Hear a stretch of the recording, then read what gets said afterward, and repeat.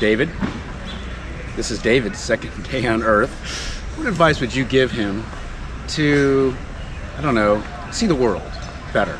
Or, I don't know. I'll make that question open-ended. What advice would you give him? Yeah. David, if I were to give you some advice, I would say that you need to think about how much stimulation you're receiving throughout the day. So take audit of the amount of noise that you're hearing, the amount of things that you are interacting with, and figure out if you are actually processing the things you're seeing or if you're thinking about something else. Interesting. So, if I'm hearing what you're saying correctly, you're giving advice to David, but what you really do is giving advice to yourself.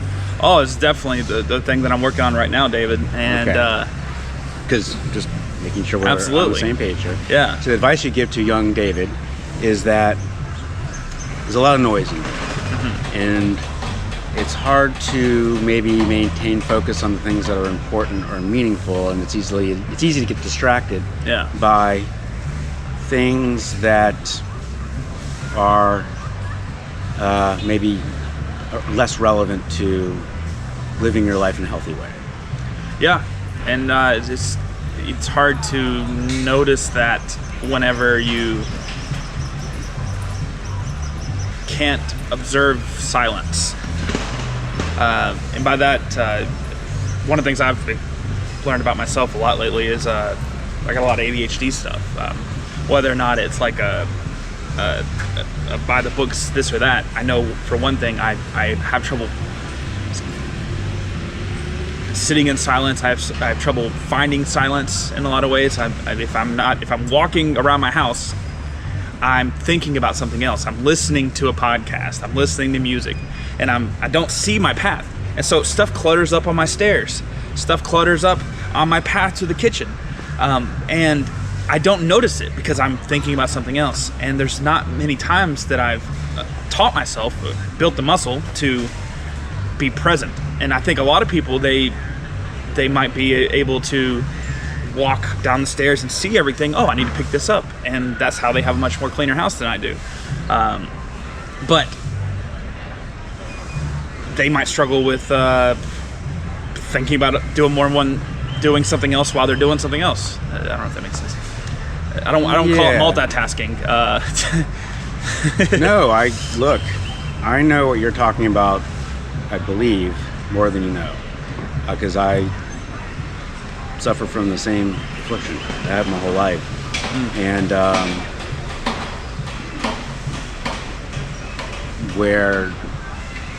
it's affected me my whole life, where depending on what I'm doing, either I can't focus on it, it's just no matter how hard I try, I just can't get there. Yeah. Or the opposite happens, where I hyper-focus on stuff. Yeah. And nothing can distract me, or nothing can tear me away from something. Yeah. So it's kind of it's not really attention deficit, but it's more of a dysregulation of attention. Yeah, absolutely. Yeah, I get that. And it's affected the people I care about. Yeah. And it's almost been a counter to my intentions of trying to do good in the world, because I will be hyper focused on one thing and not realizing that I'm forgetting to interact with my spouse, or I'm forgetting to I get it. do this around the house, forgetting to schedule this for my kid or something like that. And so it's like, even if I have lofty goals of doing great for the world, I'm still kind of shoot myself in the foot in a lot of ways, because I'm not taking the time to sit down and be quiet. And so I'm trying to... When you find that you are in a distractible mood and not with the person you're talking to or present in the moment, what things have helped you? I've tried some... When I was in high school, I picked up one of these books. It was like body language for flirting. And it seems so ridiculous now thinking about it. But one of the things, like, if somebody has their feet flat on the floor and they're facing you, they're paying attention to you, and you need to interact with that person, or be aware that you're having an impact on that conversation. And I'm like, I'm gonna reverse engineer that. I'm in high school. I'm like, I'm gonna put my feet flat on the floor, face the thing I want to do, physically ground myself so I can think about the fact that this is where I'm at. So one solution you come up with is, if you're distractible when you're talking to somebody, is to mirror the behavior of someone who is engaged in a conversation, and by mirroring that behavior, you'll be engaged in the conversation. And in some ways, it almost reverse engineering what people assume it would be. Yeah. No, I think that makes intrinsic sense to me. Yeah. And I'm trying to be quiet more, and I'm really bad at it. I got YouTube Premium, and so I don't have ads. So I can just listen to stuff literally all day. Right. Yeah. That's probably helpful. Yeah. Well, that's good. So you've talked about 2 ways you have done that. One is through your subscription. Another way is through how acting out behavior is how somebody would act if someone was paying close attention. Those are 2 ways, 2 methods. Are there ways of being that you've thought about? Can you describe it a different way? Yeah, you have 2 heuristics,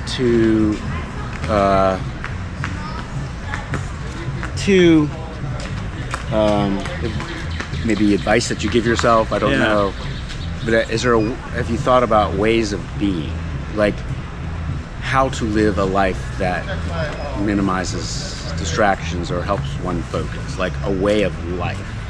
Yeah, and the hard part is it's kind of like exercising.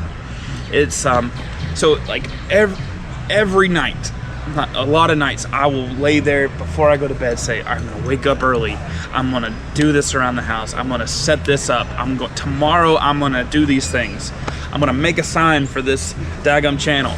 And but then when the morning comes, it's like a reset. I don't understand why the brain does it. Go ahead, it's no problem. Sorry. Yeah. The morning comes, it's like a reset. It's like, who am I? I'm not the same person I was last night. I'm just the blob of heavy covers. And So you go to sleep with these intentions, and you wake up, and whatever those intentions were the next morning, they've vanished. Yeah, and I think it's like a muscle. I think it's like... What's the first thing you do in the morning when you wake up? Well, right now it's still with my kids who wake up, who I have a irregular sleep schedule.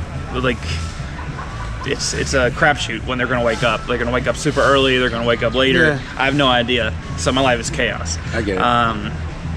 But I don't have a good first thing when I wake up, other than use the bathroom. But that's pretty obvious. But all that to say is, it feels like I've always wondered this. Why is it so hard to change? Why can't I just be an incredible person? Why can't I know these kind of things are good for my life. I know these kind of things can change the world. And if I just do them, boom, I'm there. Yeah. But it's like the morning you wake up, and all that knowledge doesn't move your body.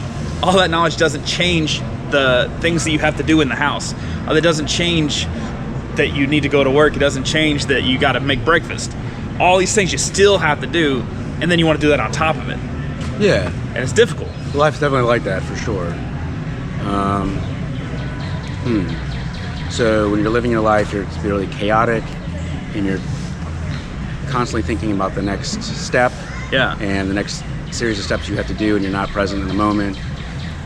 What are some ways that people become present in the moment, have you found, or is there ways? Are there ways? Do you know?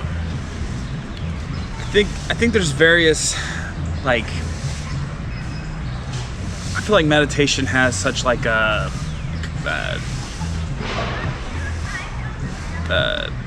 connotation about it that a lot of people write it off when you say that word.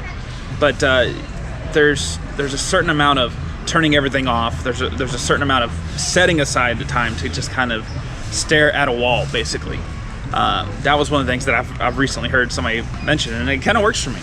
It sounds ridiculous, but like it's the only way that I can not mess with something or trail off my thoughts, because I have something to look at, which is because I close my eyes, man, I can imagine anything. Like I fall asleep if I close my eyes trying to meditate. Meditation is tough, especially at first. Yeah, but what do you focus on? You get quiet. What do you focus on? And you start thinking about your day. You start thinking about what you got to do. You start thinking about things that you put off. You start thinking about a conversation you had. Yeah, and I think I think with those kinds of issues, when one meditates, distractions enter in the brain as you're trying to quote unquote meditate. And my understanding of meditation is that it's okay to have those distractions when you meditate. Yeah. It's being aware of how those distractions surface in your mind, how they arise, how they seemingly pop out of nowhere, and just paying attention to that. That's I would. So, what does it mean to pay attention to how something arises? Especially when you have a distractible mind like I do, things arise. They just, sometimes if you kind of pay attention to it, you're just kind of along for the ride, and like this thought popped up and this thought popped up, and but you think about how these things have surfaced in your mind, and you can kind of pay attention to that, and then you can learn to quiet that a little bit. And I'm not the best at describing how. I'm not the best person probably to describe how this sort of practice works, but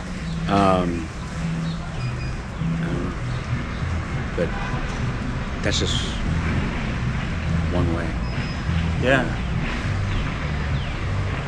I'm gonna be chewing on that. I'm gonna be thinking about how. Yeah, and I'm not offering advice either. Honestly, you gave me an idea. I'm not offering advice. Yeah. That I'm gonna work on here. I'm gonna try keeping a little notebook or something or writing. My goal is to, if my brain's thinking a thought, maybe it's useful, maybe. And so I'm gonna try to write down what the thought was and what I was thinking about when I thought about the thought.